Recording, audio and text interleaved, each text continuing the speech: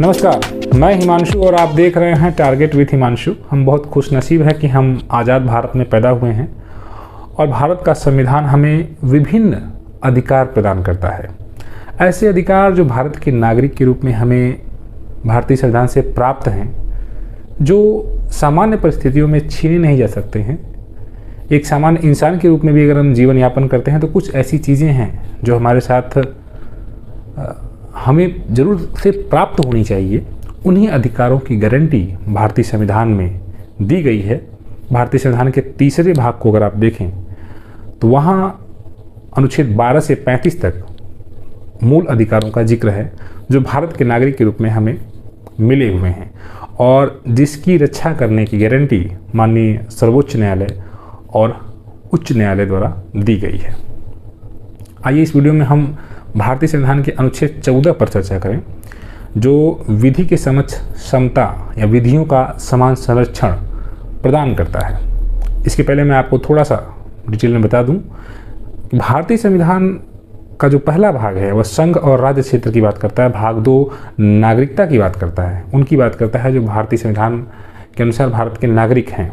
और भाग 3 जो है वो आपके मूल अधिकारों की बात करता है, जो आपके एक ऐसे अधिकार हैं जो राज्यों के खिलाफ हैं या संघ के खिलाफ हैं। यानी कहीं ना कहीं एक आम नागरिक को ताकतवर बनाने के लिए जो अधिकार प्रदान किए गए हैं, जो मतलब उसे आगे बढ़ने के लिए, उसके लिए तरक्की के लिए आवश्यक हैं, वे जो उनकी सूची है वही मूल अधिकारों के रूप में भारतीय संविधान के भाग 3 में वर्णित है। अगर आप उस पर ध्यान दें तो पहले 7 मूल अधिकार थे, लेकिन भारतीय संविधान का एक मूल अधिकार जो आपको प्रदान था, संपत्ति का अधिकार, जो आपके मूल अधिकार के रूप में था। मूल अधिकार कुछ ज़्यादा ही ताकतवर होते हैं अन्य अधिकारों की तुलना में। जैसे संपत्ति का अधिकार अभी क्या है वर्तमान स्थिति, अनुच्छेद 31 में जो पहले वर्णित था उसको मूल अधिकारों की श्रेणी से हटाकर संवैधानिक अधिकारों में रख दिया गया, अनुच्छेद 31 को। ठीक है, अभी संपत्ति का अधिकार भी आपका अधिकार है लेकिन वो मूल अधिकार नहीं है। अब आप कहेंगे मूल अधिकार न होने से क्या फ़ायदा है? मूल अधिकार, देखिए फ़ायदा या नुकसान क्या है। तो मूल अधिकार जो है वो आपके, मैंने बताया ना कि वो ज़्यादा ताकतवर होते हैं, उनको छीनना असंभव सा लगभग होता है सामान्य परिस्थितियों में। ठीक है, जैसे सामान्य रूप से अगर आपने कोई गलती नहीं की है, कोई गुनाह नहीं किया है, तो आपको कोई जेल में नहीं बंद कर सकता है ना, क्योंकि ये आपका मूल अधिकार है। अगर आप सामान्य रूप से भारत के नागरिक हैं तो आपको पंजाब जाने से कोई नहीं रोक सकता है, गुजरात जाने से कोई नहीं रोक सकता है, क्योंकि ये आपके मूल अधिकार के अंतर्गत है। यानी कि मूल अधिकारों पर पाबंदी लगाना सामान्य परिस्थितियों में सरकारों के लिए संभव नहीं होता है। ठीक है, विशेष परिस्थितियों की बात अलग है। तो ये एक मूल अधिकार, मतलब कहने का मतलब यह है कि कुछ ज़्यादा ताकतवर होते हैं और इसमें उच्च न्यायालय और सर्वोच्च न्यायालय सीधे एक्टिव होते हैं और वो डायरेक्टली, अगर आपके साथ कुछ गलत होता है तो आप हाई कोर्ट और सुप्रीम कोर्ट डायरेक्ट जा सकते हैं। मूल अधिकार अगर नहीं है, अन्य अधिकार हैं, तो ऐसे में आप डायरेक्ट सुप्रीम कोर्ट नहीं जा सकते हैं। अगर आप मूल अधिकारों को देखें तो सबसे पहले अनुच्छेद 14 से, और मैं बता दूं अनुच्छेद 12 से 35 तक जो है भारतीय संविधान के भाग 3 में मूल अधिकारों की चर्चा की गई है। और उन्हीं मूल अधिकारों में एक अधिकार अनुच्छेद 14 है जो कि समानता के अधिकार के अंतर्गत आता है, समता का अधिकार भी कहा जाता है। अनुच्छेद 14 से 18 तक समता का अधिकार 1, 19 से 22 तक अगर आप देखें तो स्वतंत्रता का अधिकार, ये दूसरा मूल अधिकार है। 23 और 24 जो अनुच्छेद है वो शोषण के विरुद्ध अधिकार देता है, यानी कि किसी के साथ आप ज़बरदस्ती शोषण नहीं कर सकते, बेगारी पर प्रतिबंध लगाया गया है, मजदूरी जो ज़बरदस्ती मजदूरी करवाया जाता है उस प्रकार की प्रथा पर बंद, ये तीसरा। और अनुच्छेद 25 से 28 तक धार्मिक स्वतंत्रता का अधिकार देता है, ये चौथा। 29 और 30 अल्पसंख्यकों या शिक्षा और संस्कृति संबंधी विशेष अधिकार, ये आपका 5वां अधिकार। और उसके बाद अनुच्छेद जो 31 इसको हटा दिया गया, उसको हटाने के बाद अनुच्छेद 32 पर आएंगे हम, संवैधानिक उपचारों का अधिकार। तो ये 6 मूल अधिकार आपके हैं। और अनुच्छेद 14 विधि के समक्ष समता या विधियों का समान संरक्षण, ये बात कहता है। अब आप कहेंगे विधि के समक्ष समता और विधियों का समान संरक्षण क्या है? 2 चीज़ें हैं। अनुच्छेद 14 की बात मैं सिर्फ कर रहा हूँ फ्रेंड्स, ये समता के अधिकार के अंतर्गत आने वाला अधिकार है। और विधि के समक्ष समता, मैं 2 बातें कह रहा हूँ, और विधियों का समान संरक्षण। विधि के समक्ष समता से आशय ये है कि भारत में विधि का शासन ये स्पष्ट है यानी कि जो कानून है वो विधि मतलब भारतीय संविधान ही सबसे बड़ी विधि है और उसी के अनुसार देश की शासन प्रणाली जो भी चलाई जाती है। कोई भी कार्य ऐसा नहीं है जो असंवैधानिक है। भारतीय संविधान में विधि के समक्ष समता यानी कि समानता रखा गया है। अगर जो अनुच्छेद 14 को आप देखें तो वो इसी बात की पुष्टि करता है। स्पष्ट लिखा हुआ है कि विधि के समक्ष मतलब कानून की नज़र में सभी समान है। सीधी सी बात ये समझ लीजिए। और विधियों का समान संरक्षण मतलब कानून का आपको समान संरक्षण भी किया जाएगा। विधि के समक्ष समता और विधियों का समान संरक्षण दो अलग अलग चीज़ें, ध्यान देने की जरूरत है। हालांकि दोनों मतलब जाकर सेम हो जाते हैं, लेकिन ये जो मतलब इनमें क्या अंतर है इसको समझना बड़ा दिलचस्प है। विधि के समक्ष समता का मतलब कानून की नज़र में हम सभी एक समान हैं। जैसे अगर आपने कोई गुनाह किया, किसी का मर्डर किया, तो आपके ऊपर जो मुकदमा चलेगा, जो धाराएं पंजीकृत होंगी, वही धाराएं किसी अन्य नागरिक के ऊपर भी जिसने वही काम किया है वो लगेगा, है ना। इसका मतलब हुआ कि कानून की नज़र में सभी समान हैं। अगर कोई गरीब है, कोई अमीर है, देखिए ये जो संविधान में लिखा है मैं उसकी बात कर रहा हूँ, ठीक है। प्रैक्टिकली हम ऐसा लगता है कि उस अभी मुकाम पर पहुँच नहीं पाए हैं जैसा हमारे संविधान निर्माता चाहते थे, लेकिन गरीबी या अमीरी के आधार पर ये नहीं हो सकता कि कोई गरीब है तो उसको ज़्यादा सज़ा दी जाए और कोई अमीर है तो उसको कम सज़ा दी जाए, ये नहीं है। अनुच्छेद 14 इसी चीज़ को बैन करता है। वो कहता है कि मूल भारतीय संविधान के अनुसार सभी लोग विधि जो कानून है उसके समझ सभी लोग समान होंगे, ठीक है। वो चाहे सलमान खान हो, चाहे आप एक सामान्य विद्यार्थी ही क्यों ना हो, सभी लोग एक समान हैं, ठीक है। तो ये हो गया विधि के समक्ष समता। दूसरी बात जो आती है विधियों का समान संरक्षण। देखिए अगर आप मान लीजिए आप परीक्षा देने जाते हैं, आप एसएससी की परीक्षा देने जाते हैं या रेलवे की परीक्षा देने जाते हैं, तो आपने कभी कभी देखा होगा कि अगर आपको 1 घंटे का समय मिल रहा है तो कोई दृष्टिबाधित बालक आपके बगल में बैठकर परीक्षा दे रहा है, उसको 1 घंटे 15 मिनट का समय मिलता है। आप कहेंगे सर विधि के समक्ष समता है, कानून की नज़र में सभी लोग समान हैं, तो अगर मुझे 1 घंटे का टाइम मिल रहा है तो मेरे बगल में जो दृष्टिबाधित बालक है उसको 1 घंटे 15 मिनट का टाइम क्यों मिल रहा है? क्योंकि कानून तो एक और कहता है कि विधि की समक्ष समता, ये ब्रिटेन से लिया गया है। तो मैं वही चीज़ स्पष्ट कर रहा हूँ कि यहाँ विधियों का समान संरक्षण भी है, ये अमेरिका से लिया गया है।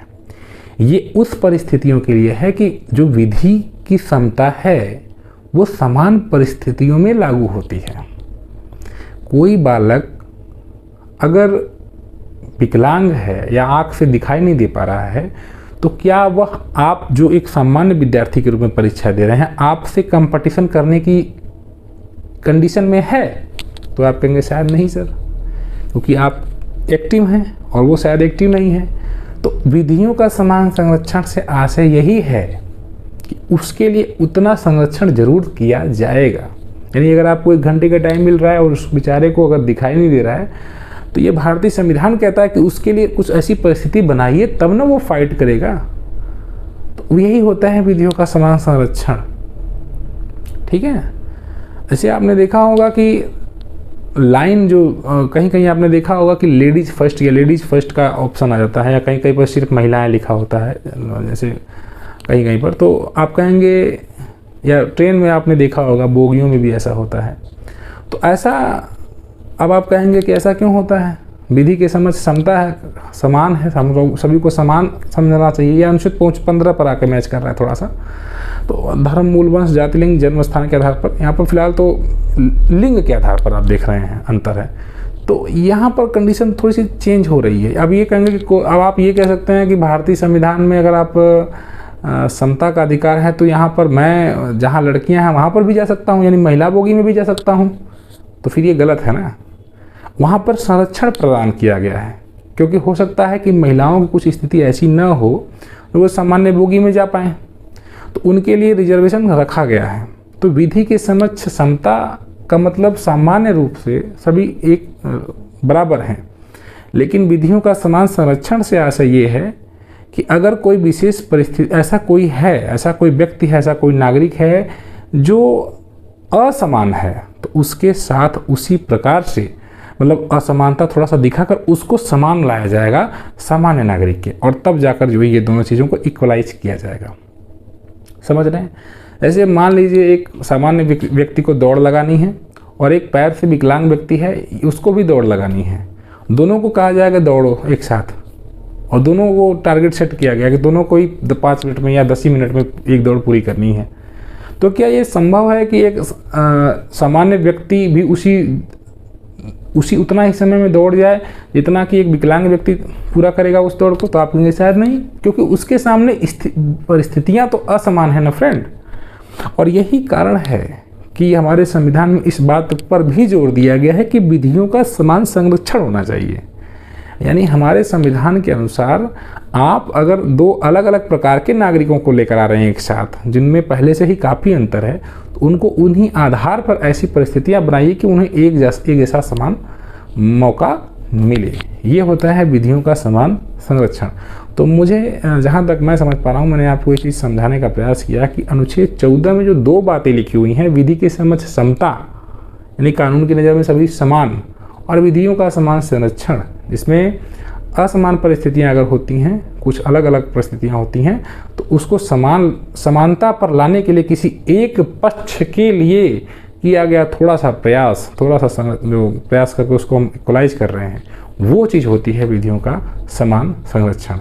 ठीक है, तो ये हमारे संविधान की बड़ी अनोखी विशेषता है कि सभी लोगों को लेकर चलने की बात की जाती है। ये भारतीय संविधान का अनुच्छेद 14 है। हालांकि इसका कुछ अपवाद भी है।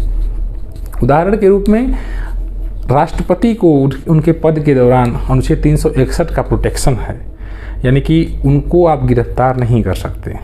अगर वो किसी प्रकार का कृत्य किए भी हैं तो राष्ट्रपति या राज्यपाल को गिरफ्तार नहीं किया जा सकता। और जहाँ तक मुझे याद है, अनुच्छेद 105 में संसदीय विशेषाधिकार भी है। जो संसद में अगर कोई राज्यसभा या लोकसभा का सदस्य कुछ अमर्यादित या ऐसी कोई बात बोल देता जो आपको पसंद नहीं आ रही हो, तो उसके खिलाफ भी आप उसको मुकदमा नहीं कर सकते, क्योंकि वो संसदीय विशेषाधिकार हैं। कुछ हमारे संविधान में अपवाद हैं जिनको लेकर अगर उसको ये बोला गया है कि वो अपनी बातों को बिना डर के बोले संसद में। ठीक है, राज्य विधानसभाओं में भी अगर आप देखें, अनुच्छेद 194 को देखें अगर आप, तो अनुच्छेद 194 में भी इस बात का जिक्र है कि राज्यों की विधानसभाओं में अगर जो विधायक हैं अगर वो कुछ बोलते हैं तो उसके लिए उनके खिलाफ मुकदमा वगैरह नहीं चलाया जाता। ये भी उनका विशेषाधिकार है। तो कुछ विशेषाधिकार भी हमारे संविधान में दिए हुए हैं और इन सब को लेकर जो है मिलाकर हमको चलना है। फिलहाल मैंने आपको आज अनुच्छेद 14 बताया है। मेरे द्वारा लगातार इस चैनल पर संविधान की महत्वपूर्ण चीज़ें आपसे शेयर की जा रही हैं। आपसे रिक्वेस्ट बस इतना है कि उन विद्यार्थियों तक वीडियोस को ज़रूर शेयर किया करिए कृपया, जो संविधान को जानना चाहते हैं, समझना चाहते हैं, और जो स्टेट पीसीएस की या सिविल की तैयारी कर रहे हैं उनके लिए हेल्पफुल ये वीडियोस ज़रूर होंगी। मिलते हैं फिर नेक्स्ट वीडियो में कुछ और नई सूचनाओं के साथ। Good bye.